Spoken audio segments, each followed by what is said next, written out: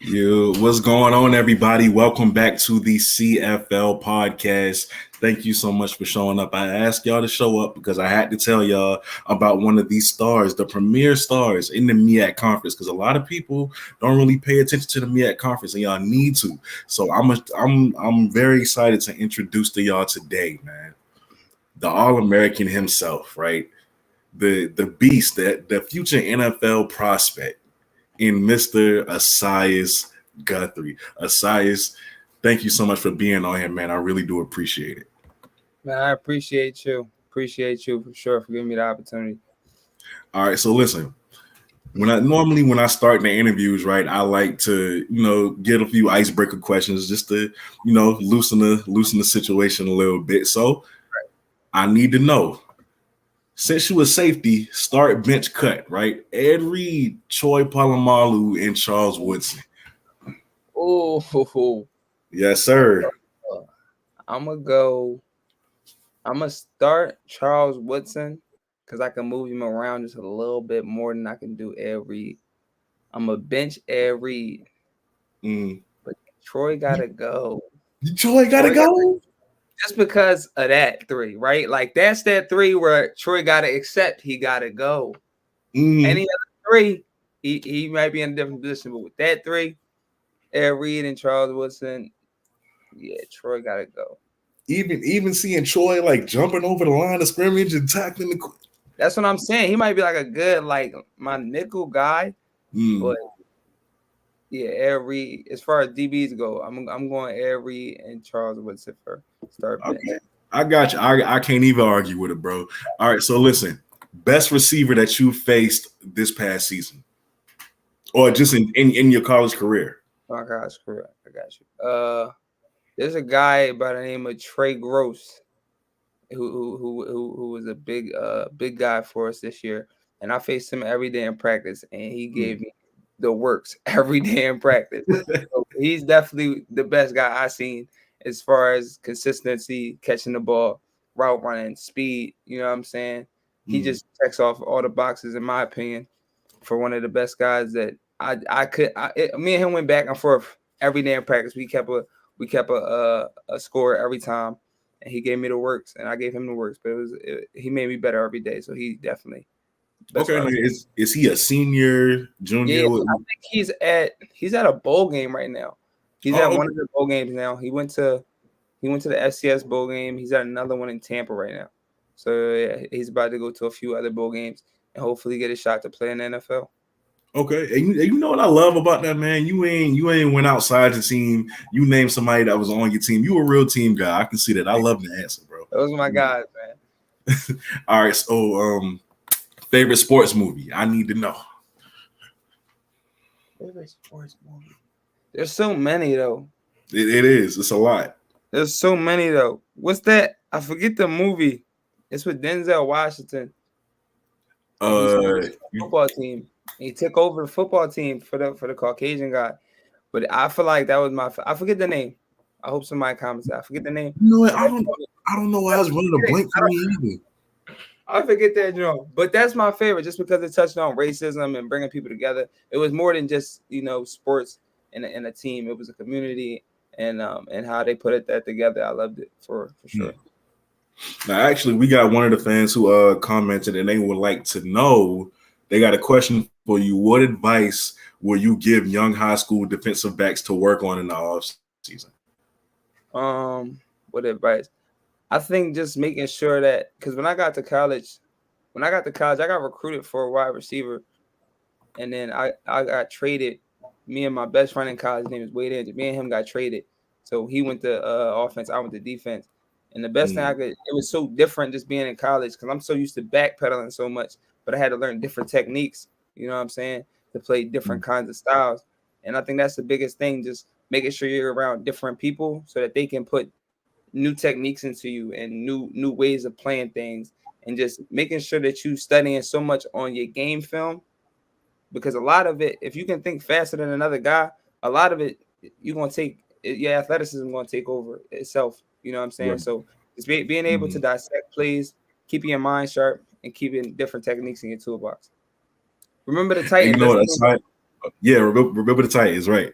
Now I meant to tell you, like, just off record, your name. I like your name, like, for real. Like, your mom was real creative with that. Is that name biblical? Yeah, Like, I even my. mean, Oh, it's go ahead. I'm biblical. sorry. Isaiah in Greek, and I'm a prophet in the Bible. Yep, the prophet he says. Love it, love it. Even my girl was like, "Oh, I like that name. Like, that's a nice name." So props to mom for that one. Like, she hit that on the head. All right, now, as a college athlete, I need to know what your training schedule is like. As far as in season, or are we talking off season? Both. All right, so off season is a little different, just because it's more so based on us getting our grades right. So off season is more so just an early a.m. lift time. I go in at like 6 a.m. to lift. Going at 6 a.m. to lift, get a little training going, go to the training room, you know what I'm saying, eat up. And then after that, I'm pretty much done as far as with the team goes. We just have that lift in the morning, but then I go out and get some field work in the afternoon with my guys. As far as end season, it's kind of the same thing, just 2 times a week. So it's lesser. Well, 3 times a week. It's lesser, just so we can give our bodies time to heal before the game Friday. Not a lot of heavy lifting, more so just movement, getting our body right, getting loose, a lot of stretching, a lot of band and body weight work. Okay. All right. And now I'm curious, right? Because clearly you got your head on straight. I can tell that just from, talking to you right now. But I want to know, what sports icon has influenced you the most? Sports icon to influence me the most. He's not an icon, but he's somebody that the good and the bad that I try to take little pieces from, and that's my dad. Just because I'm so much like him, he was a boxer. His name is William Guthrie, and so yeah. So I mean, I used to box too. My mom took me out when I was young, but that's before. But yeah, I mean, I try to take stuff from his life. You know what I'm saying? Not even so much from like the sports side, but just so much of his life. People always say like we act like we're so much alike, and I see my life going a little bit like his as well. You know what I'm saying? So I try to nitpick little different things that he might have done right or he might have done wrong, and just correct them. Now, side note, you still get in the gym and box a little bit? You still I've been thinking about it, because they said boxing shape is one of the best shapes you can be in. It is. I think every now and then, like going back and getting some in, but I don't know, man. I don't know. I might take a little step in there this offseason, get my footwork right, get my balance right. You know what I'm saying? Get my neck stronger or whatever. But that's it. But when you were boxing, like, were you a fast hands kind of guy? Was you a haymaker kind of like throwing? Like, what style boxing did you do? I honestly don't remember. I don't remember. It was so long ago. It was when I was younger. My mom took me out because I was so good. They said that they used to use me as like a model for like even the older guys, professional guys, as to what to do. It was so natural. And so my you heard of like CTE, right? So my dad is diagnosed with CTE. So as soon as that happened, my mom kind of like stepped away from it, but she couldn't really stop me from playing football just because of my love for the game and the father figures that it surrounded me with. So it was hard to keep me away from that. Okay, well, number one, definitely sorry to hear that. I didn't know it. I mean, like, he good, like no, like he good though, like for real. Like he will like remember little things, but he's good. He goes to a specialist, he works on it. So it's all gonna work out for the best, all in due time, all in God's hands. That's great news. Thank God for that. Thank God for that. All right, so listen. What player in the league do you model your game after?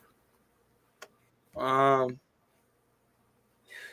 right, boom. So as far as like physicality and like my edge on the field, and because of my length, I like to go with Jalen Ramsey. And then I'm gonna go with Xavier Howard for the way his ball hogging abilities is crazy. So it's them two right now. I try to mold it just a little bit. That's a dangerous combo right there. So you got the physicality of Ramsey, but the ball hawking skills of Xavier Howard. That's a really good game right there. I like that. I like that answer. All right, so I need to know, which strengths do you believe you have that makes you a great athlete? Again, like I said, like me being who I am, my IQ is through the roof. And anybody will tell you that, like, I'm not the fastest guy, I'm not the most like explosive guy, nothing like that. I just am really good at seeing things happen and trusting my eyes and going to make the play. So a lot of the things I'm just there, you know what I'm saying? Like, just because I've seen it already so many times in film, or I've seen it just from watching the way the game's going and being able to take that and roll with the punches. So my strong suit has to be my IQ for sure. Just being able to offer everything, honestly. Mm. Okay, now the time has come, right? Because the biggest part of this interview that I want to get to is for people to know your incredible story after your mom reached out and told me, like, hey, thank you for the video, but that's a part you got wrong. You should, hey, shout out to moms, by the way. I'm glad you corrected me on that. All right. But I want to know your story. Explain your story for the people watching, because they need to hear this. I got you. I come from I was born and live in Newark, but I was raised in Wilmington. It's kind of if you know type of thing. So I went to a high school called Alexis I. DuPont, which was it was all right. I was there with one of my father figures, but I wanted to win. I wanted to get my name out more. So I moved. I was in a position to move downstate to a school called Middletown High School. But in order for me to do it, I had to move in with my friend, and we played the same position. His name is Trey Griffin. I'm sorry, Trey Griffin, the Griffin family. And they let me come in and stay with them for a year and a half. From I think the middle, so 2 years I think. So in the middle of my sophomore year, I went up there, stayed for my junior and senior year, and me and Trey played the same position. So me coming down there, kind of like he, not as though like he like did it like intentionally, but he did because he just has a big heart. Like he kind of had to take a step back as far as him being a playmaker in certain ways because of how I was. So when I seen that, and I went in and got offers like my summer of my senior year, and everybody else around me wasn't really getting offers. I think it was one other guy. So came time for decision day. I had two schools on my list. It was Central Connecticut State and it was Delaware State. And I was in the car one day driving. This is literally a week before signing day. Like I still ain't made my decision yet. It's a week before signing day. I'm like, oh, Mom, get him on the phone. So I called my coach. I had him on a three-way with my coach and a gentleman by the name of Leroy Tice, and who's a guy that I look up to as well. And we was on the phone. I'm like, look, I come there like, and again, like this is at a time where like, because of who I was in Delaware and who I was on the field, it kind of like it just went the way it was supposed to go. For it was God's plan. I said, look, I'll come there under one condition. You got to give me the full ride and then give my friend Trey Griffin a preferred walk-on offer and give him a spot on the team when it comes time. And he got off the phone and they called me back like the next day, and we went down there, got the paperwork, came back up. I announced it, gave it to him. It was special for me more than anything to be able to come back to my hometown, play football, do what I'm doing, and then also give him an opportunity the same way he gave me one in high school. So it was great. I'm curious as to how Trey reacted when you told him the news that he was going to be able to go with you. How did he react? It was crazy. So it was during my announcement that I was like, nobody had knew. My family had knew, and I had to make sure his mom had known. So his dad didn't know, but his mom knew. And I was like, look, this is what I'm trying to do. If I do it, are y'all gonna be able to, make the certain steps to make it to follow up with it? She was like, yeah, like that's a blessing. Like let's do it.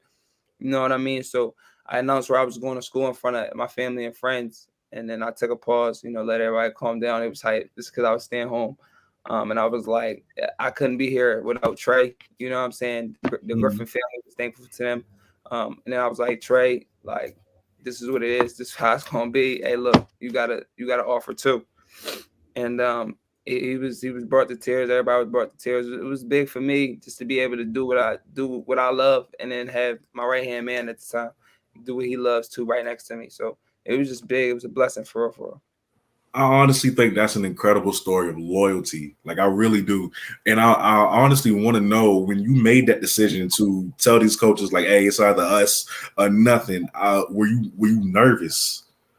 I wouldn't say I was nervous because I know the kind of person that I am. I know the kind of attention I attract. I know the type of people that like the things I'm meant to do in life. You know what I'm saying? I'm a prophet at the end of the day. So anything I speak out, it's gonna happen. So I told my mom, like, this was gonna happen, this is what I want to do. If it's not there, it's not there. Like, it's God's plan. You know what I'm saying? It's up to God at the end of the day.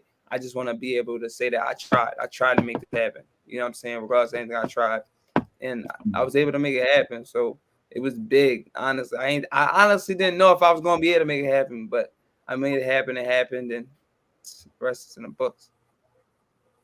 So just for everybody out there for clarification, what position does Trey play at Delaware Trey State? plays wide receiver. Wide receiver. Okay. Yeah. Okay. Love it. Love it. I'm gonna definitely keep an eye out for him next season as well. Then. Now listen, what do you hope to accomplish at your time at Delaware State? It's a lot. So my trainer is a guy who was a Delaware State grad, played football.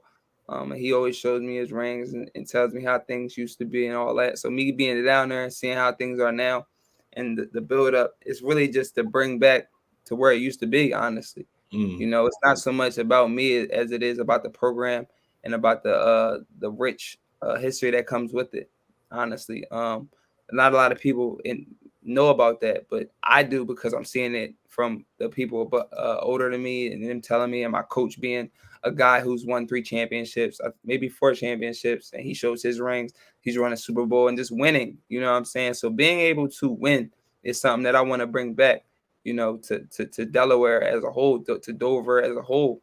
You know, it is what it is. You know what I mean? Like, that's what I want. I want to win, and I want us to win and that's the biggest thing. If we all win, then our university will be at a point that nobody has seen in a while.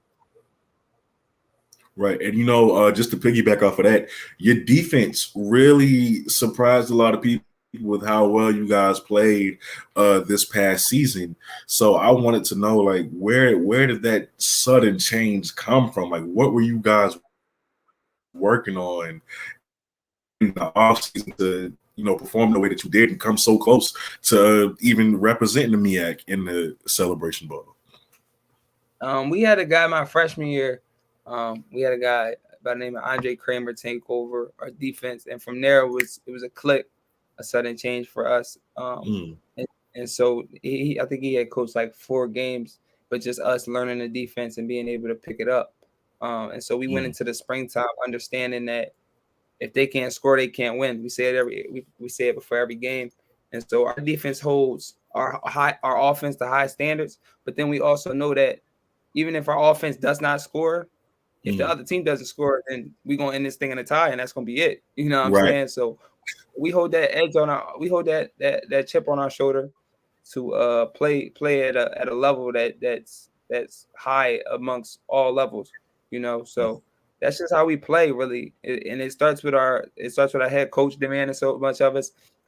It goes down to our defensive coordinator, the coaches, our offense, and then holding each other accountable. It's a lot of guys on that team that deserve to be all MEAC guys, all American guys, like dogs, like some of the best players I've ever played with.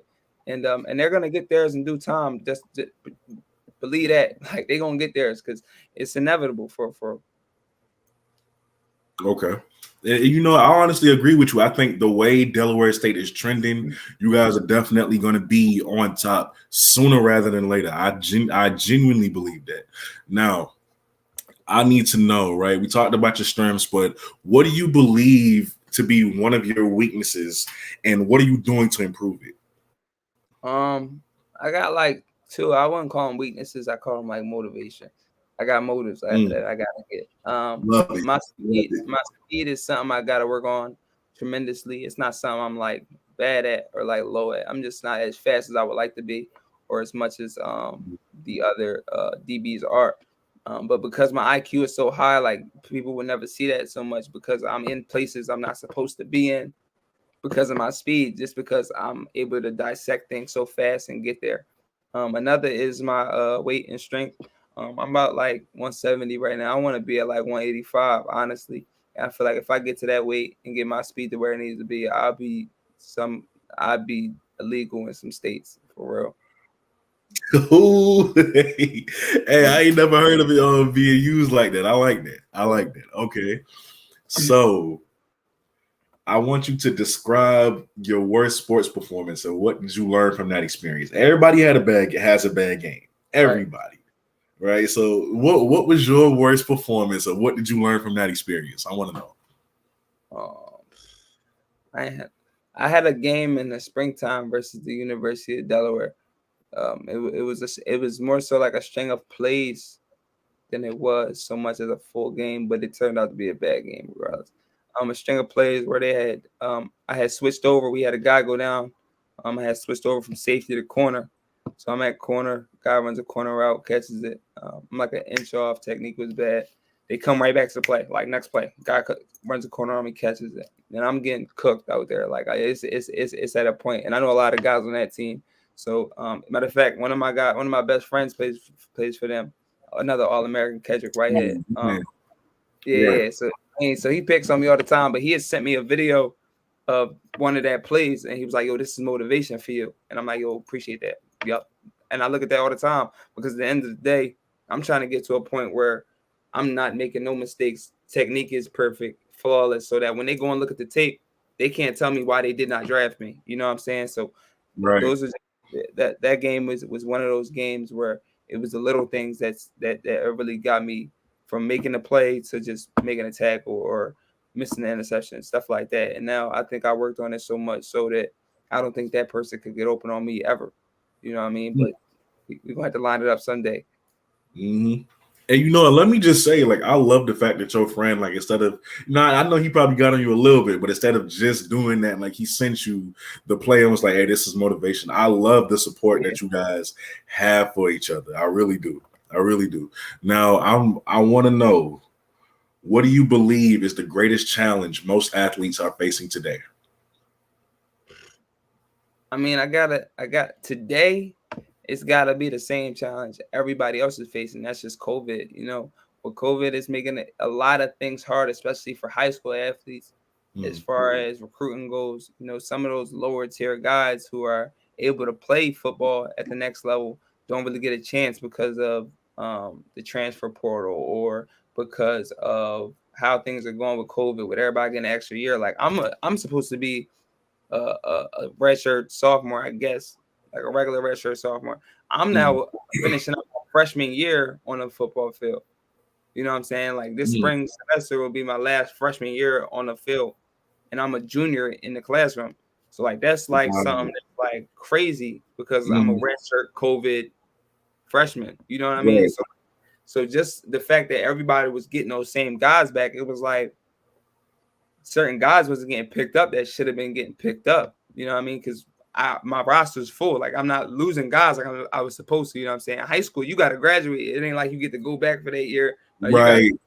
You know what I'm saying? So they might have had to go JUCO or something. But yeah, COVID's making it difficult in a number of ways as far as testing goes, lifting with a mask on sometimes. It's just different things like that. So COVID is doing that to us, and it's doing it to the world.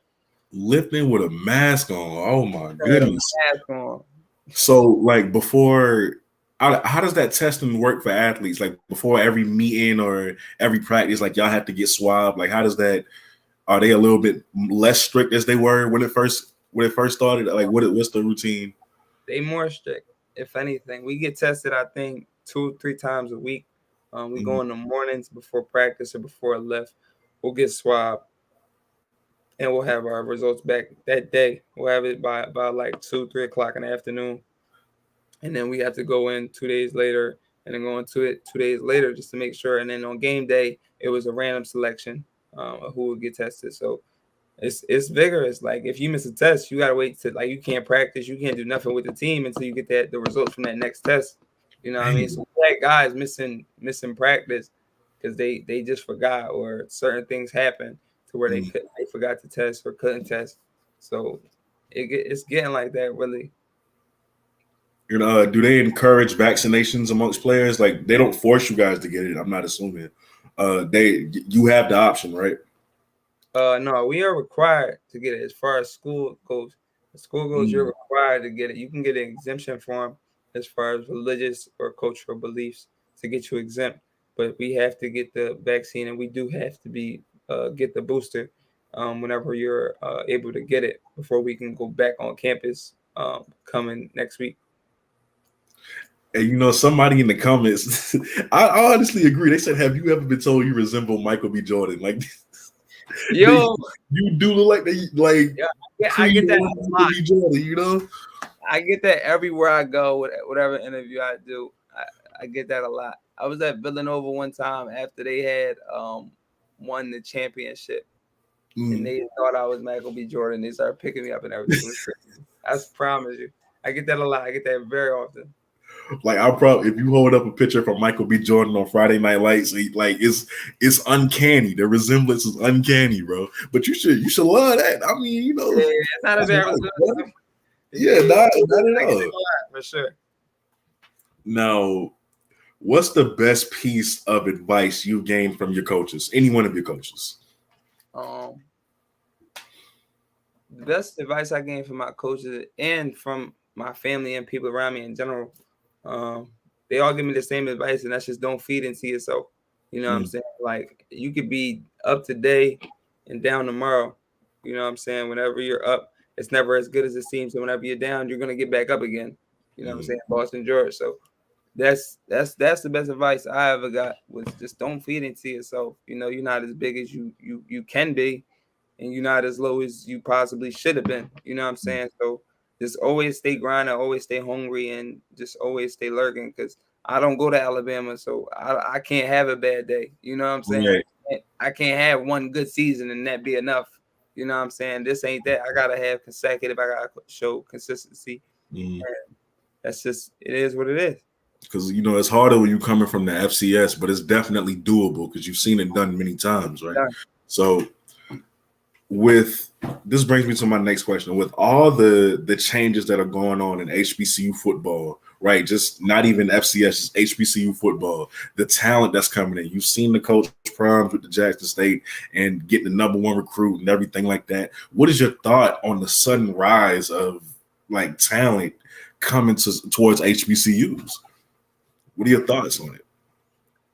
I think HBCUs has always been seen as like the second choice, right? And hear me out for a second, right? Because there's always been guys at an FBS level who has been either overlooked when they got there, or a situation with the law or certain things where they've had to come down to the HBCU football level. It's always been like, that's not something that's new to us, or something even with Coach Prime being here. Like it's been doing before him, going to FAMU, going to NCAA, going to schools like that.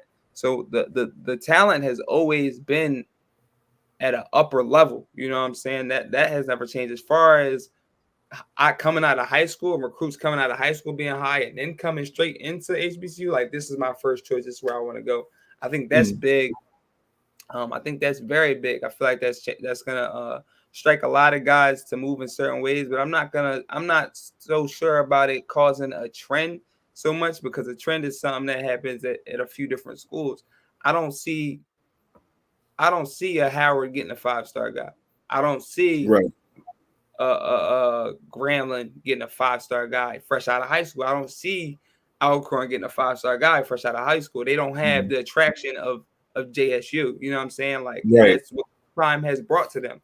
You know what I'm saying? Respectively, like he's done that, and that's what he does. You know what I'm saying? But until you get a Chad Ochocinco at one of those schools where a wide receiver now is like, oh, I might want to do that. You know what I'm saying? Or Tom Brady coming in coaching at one of these schools where a quarterback is like, oh yeah, I'm going there. Then that's when trends start to happen. But I feel like we're going to see a lot of these type of guys still going into a HBCU, but just going to JSU, if that makes sense. But we're always going to get the Okay, so let me say this, right? I know you just said Chad Ochocinco. Jerry Rice name, has been thrown around. He says he's interested in coaching at a HBCU now. Do you think kids would want to play for Jerry Rice? Like, would they still be that hyped to play for Jerry Rice? Again, it's twofold, right? It's twofold because Jerry Rice is a Hall of Fame wide receiver, one of the best ever. So wide receivers are going to want to go there. It's going to be an attraction. But the attraction that Deion brings is far beyond the football piece. You know what I'm saying? He brings the media. He brings a lot of this other these other attractions that is really what his contract, if you look at it, is based on. A lot of his contract incentives is based on him putting butts in the seats and him selling certain things within the community. That's just what Deion does. I don't know if Jerry Rice could walk in a mall somewhere and somebody not notice Jerry Rice. I don't think Deion could do that because Deion's gonna come with cameras. You know what I mean? It's different as far as Deion goes because of the attraction. Now, if an Odell Beckham Jr. comes in and tries, then yes, because that's the attraction that he holds. That's just what he calls for. Hey, completely agree. Completely agree. Now, even with this surge of talent that's coming to the SWAC, number one recruiting Travis Hunter, the number one slot receiver Kevin Coleman, Hugh Jackson having the West Coast on lock and everything like that. People forget the MEAC is still dominating the SWAC when it comes to championship games, right? We know what that record is. So I want to know, with that happening, why do you think nobody brings attention to the MEAC? You gotta think the SWAC is a conference with two sides with plenty more teams. We're a conference with 6 teams, I think, all in states: South Carolina, DC, right, Norfolk, Delaware, Dover. You know what I'm saying? So it's not like an attraction. Like FAMU, you're going to Florida. You're right up the street from Florida State. You're like, these are schools where they want to be. You know what I'm saying? So it's just it is what it is. You know what I'm saying? Like, again, like you've seen SC State, like you've seen what the MEAC does. The MEAC is never going to take nothing from nobody. You know what I'm saying? Like, we're not going to take that. That's just not what we do as far as a conference. And I can say I'm proud of the way SC State played, the way that they carried themselves the whole time, because they played like dogs. And I played with them guys, and they are dogs. We played them guys in a game that was crazy. Very close. You know what I mean? Crazy. So, and that's how it is in the MEAC. You know, like if you ask anybody in the MEAC, they'll tell you every game's a toss-up. You're not gonna go into a week and say, yeah, that team's gonna win for sure. Right. It's not happening. It's not happening. There is no top dog, low dog anymore. There's a pack, and everybody is fighting every week to get out of that pack. So it's one of the most, in my opinion, one of the most competitive conferences in the country. Honestly, as far as it's a toss-up every single week.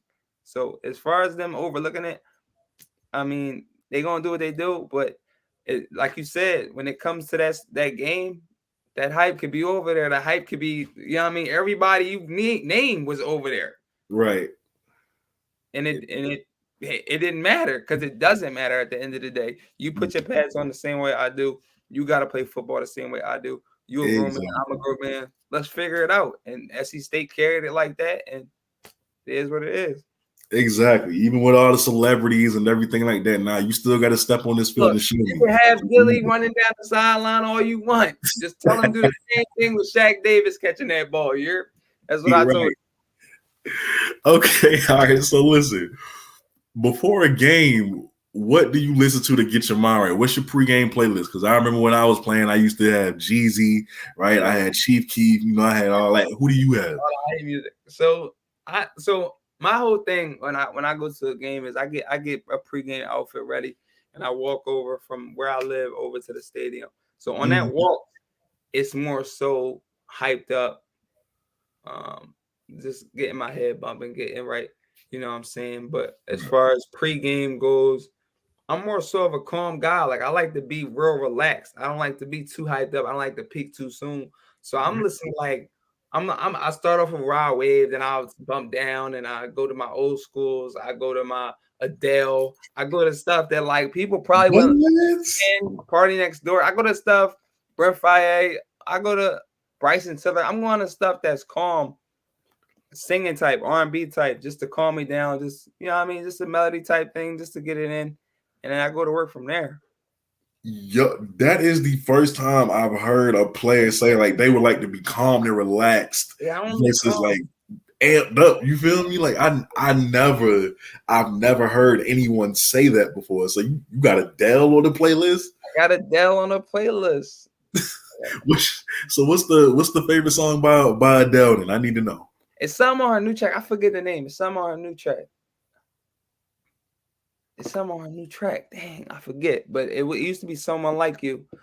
That used to be my banger. But it's some on a new track for sure. And D Hurdler wants to know, what's your favorite pregame meal? Favorite pregame meal? I ain't gonna lie, I don't eat too much before the game. I get bad butterflies. So I'll be nervous. So I don't eat too much. You probably won't find me eating. I drink like a coffee before the game or some tea on my way over to the stadium, but I won't eat too much at all. I ain't gonna lie. I might have one piece of candy, and I'm a candy guy, but I can't even eat. It's just not happening for me. So favorite pregame meal, I ain't even got one. So you know what, same. I never did like to be weighed down by what I ate earlier. It's not a good feeling. Not at all. So Thomas Lowe, we're gonna get to your question right now. He wants to know who, in your opinion, is the best overall corner in the NFL right now. It's a guy that's really overlooked, and his name is Mr. Interception on the Instagram. But he plays for the Patriots. His name is JC. What's his last name? Dang, what's his last name? I need somebody to look that up for me. His name is JC something, and he's got the most picks in like the last 3 years, and nobody will ever know because it's just not how the Patriots rock. But yeah, he's like that. He's like that. Wow. He's the best. I like the model. His name is JC Jackson. I like the model my game after a lot of people, but his ball hawking ability, he's just around the ball at all times. JC Jackson. That's my corner right there. Juwan Granger. Another crazy guy. Yeah. Hey, big shout out to you, man. Thank you so much. Hey, I love how your guys are showing up for you in this interview, bro. Definitely love it. All right, so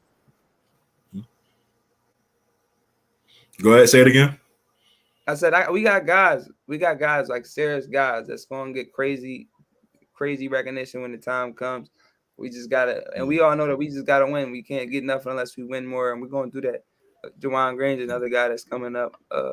My whole DB core made the all conference list, from Charles Peeler to Romel Harris Freeman to Juwan Granger to guys that should have been on it, Kamari Jackson or Ronald Holmes. It's guys. My D line went crazy. We got guys that's really serious. Isaiah Williams, Kamari. I said his name. Mario. It's guys. It's guys. We got guys. And you know what? Just to keep that going, right? I cannot express enough how much I love the way your defense especially played last year. I want to know, what's the ceiling for Delaware State? Because y'all wasn't far. Y'all was not far from that Celebration Bowl. What's the ceiling? The ceiling is really winning the Celebration Bowl. That's literally the ceiling for us. We understand that every game we lost last year, our coach said it best at the end of the season meeting. Coach Bo, he said we're 28 points away from being in the Celebration Bowl. We lost to Morgan, I think, by 6. We lost to SC State by 6. We beat Harrow. Who we lose to? We lose to NC Central by 6. We lose the guys by 6 points. By touchdown. Some and over. We're literally this close. We were at the bottom of the MEAC. I said, the MEAC is a toss up right now. Bottom of the MEAC, and now we're we were in contention. We were kicking. We come back from a game. We're down 21 points to Norfolk in the second half. The ceiling is winning the Celebration Bowl. That's the ceiling. And that's what we're gonna do. I love it. And you know what? Late Night Heroes. Somebody in the comment, he said, I plan on making a highlight video of him on HBCU highlights. Hey, Late Night, can't even wait to see it, bro, because his content be fired. Late Night, thank you for that, bro. I can't even wait to see it. No. Is that his name on Instagram? Because I'm gonna follow him. What is? Hey, late night. Put your Instagram up real quick, and I'll blow it up. Put that up in there. All right. So, getting towards the end now. I want to know, how do you want to be remembered by the time you're done with Delaware State? How do you want to be remembered? I'm big on like just being a person beyond football. You know what I'm saying? Good story. I was one of the first players in Delaware to get an NIL deal. I got a deal with a store called Primo Status. Dope. They gave me a cash advance on the deal when we did it, and I took that advance. I went back to my hometown and I gave that money away as scholarships to 2 people from my high school up there. So I mean, like, that's just what I'm about, is giving back to whatever comes to me, because I know I'm gonna get that double, triple time over when it's all said and done. So I just want to be a guy that they remember as one of the best to do it on the field, and it's somebody that you've seen. You know what I'm saying? You've seen that person. You know what I'm saying? He didn't just go ghost. He's Delaware State through and through. That's what he reps. That's who he's about. And he's gonna come back and give money, and he's gonna come back and be seen, and he's gonna come back and speak, and he's gonna come back and be present. You know what I'm saying? Within the community. Far beyond football, far beyond athletics. You gave your NIL money away for scholarship? I did. I gave my NIL money, my cash advance, to 2 kids in high school for when they ready to go to college. Not only is that amazing, it's very much commendable, right, bro? You are making yourself a fan favorite to everybody watching right now. I hope you know that everybody can remember the name of Esaias, all right, by the time this is done. So that was my last question for you, right? But a couple people in the comments still want to get to know you a little bit more. So Mr. Thomas Lowe has a question and saying, what in your opinion is the main difference between a good corner and a great corner? Also, late nights. This is his Instagram. I got it up here just in case. The life of Lando. I'm gonna remember that. All right, can you put a question back up there? I forgot the joint. Oh, I got you. My mind probably going. Yeah, he want to know what in your opinion is the main difference between a good corner and a great generational talent corner. Right now, as far as being a good corner goes, I mean, just doing the basic, locking people up. You know what I'm saying? Like, that's like the basic. Like, that's your expectation, to lock people up, right? They can't catch the ball. As far as being a great generational talent corner, it's doing the things that's the playmaking things, right? Like, beyond going locking them up, you got to go ahead and get that pick. We don't need just PBUs now. We need the ball back, and that's going to change the game. You know what I'm saying? Being able to come up and fill in a hole when needed, making tackles when needed. You know what I'm saying? We playing a real outside run game now, you know, outside zone, pitch, stuff like that. So you got to be able to come up and fit. You know what I'm saying? You can't just be a cover corner anymore. You got to be able to come up and make a tackle. And so those are some things that I think turn you from a good corner to a great / generational talent corner. All right, bro. After not only was your story, I was already taken aback by your story, right? But after hearing you with the NIL thing and everything else, bro, I just gotta say, I gotta have you back on the podcast, all right? And then that's gonna happen.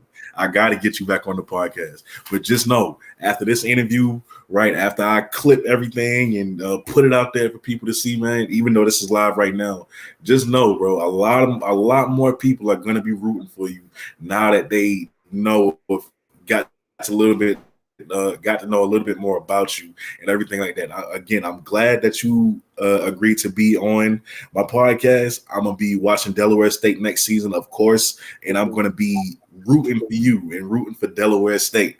You know, until y'all play the home team. I'm from South Carolina. I'm sorry. Until y'all play the home team, you know. But we owed him. We let them off 3 times. We owed him. I'm from SC, man. You know, I gotta support them. But you know, just know I'm gonna be rooting for y'all the whole season. Does anybody have anything they want to ask Esaias before I let him go? Anybody? Speak now or forever hold your peace. Reginald Harris. Hurdler, I appreciate that. The issue in the for sure. Oh yeah, I gotta say a couple things too. For sure. Number one, I gotta say thank you for having me on. You know what I mean? I appreciate what you do for HBCU football as a whole, bringing light. Like I've never seen before. You know what I'm saying? I've only had a couple of guys reach out to me or try to tell my story in any type, way, shape, or form. And I appreciate that for sure, just because HBCU football needs that. We need guys that are going to come in and report on games, on players, on different things, just to get our name out there just a little bit more. You know, I mean, we play in a small conference. Not that our names aren't being mentioned when it comes to the league, but it could be mentioned more, just like everybody else's. I know that other guys in the league appreciate it, and the conference appreciate it. I know guys at my school appreciate it, and what you're doing is great. Besides that, I have a couple NIL deals. I just wanted to announce this coming up. I got a deal coming up. Hey, get your money, bro. Go ahead. I already got my deal with Primo Status Clothing down in Deleware. I got a deal coming in the works with an alkaline water company, a black-owned alkaline water company. So that's going to be great. I'm signing with Starter, the company, Starter brand. Signing with Cross Colors, a good brand, black-owned again. What else?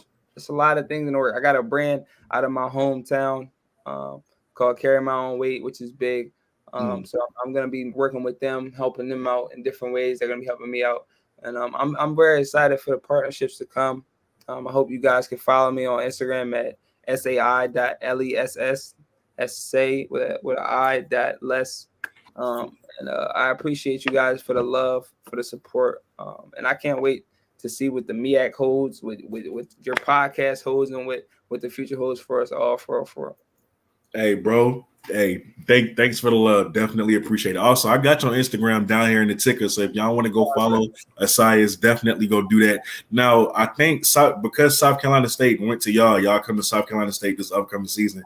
I'm gonna be at that game. I gotta pencil that. I gotta schedule that. I gotta be at that game. So I want to, if I'm able to get on the sideline, I'm gonna get a little sideline interview with you there. Like, just know. Say no more. You know, you're gonna be on this podcast again. Just know that. All right. All right, that's perfect. All right. Hey man, thank you so much again for being on this channel. Hey, shout out to your mom again for letting me know, because if it wasn't for her, this probably wouldn't even have been happening. Right. So shout out to her. All right. And like I said, I'm gonna get back up with you. You're gonna be back on this podcast again. And with that being said, man, I got one more thing. One more thing. Oh, yeah. Dang, one more thing I forgot. No, you good. Thing. I'm dropping. I just started for my 21st birthday. My mom, we came up with the idea. She gave me my own company, so it's called My NIL Deals You. We teach and educate college athletes on how the correct ways to go about getting an NIL deal, because there's so many like gray areas with everything with the laws and staying compliant with their school and different things like that. So we're just gonna work to educate them, take them step by step in certain things they need to do, off the field, on the field, with the deal. Certain things, just the boxes to check when going about getting these deals, because you can get yourself wrapped up pretty quickly if you don't have the right people around you telling you what to do and showing you how to do it. So that's gonna be dropping very soon. So stay tuned. It's My NIL Deals, DEALSU. On Instagram. So yeah, stay tuned. Man, just when I thought you couldn't impress me anymore, here you go. Man, just whatever you do in life, whatever you do at the graduation, you're gonna be successful. Just know that. I know that, right? Just by talking to you. Your mom has done a great job raising you, bro. Like I can tell just from talking to you, and I just can't even say enough about how great of a person you are. So listen, again, I'm gonna get you back on. All right. And I got to get you back on, and we're going to be good. All right. But anyways, thank you again for being on the podcast. All right. And until next time, guys, we out. All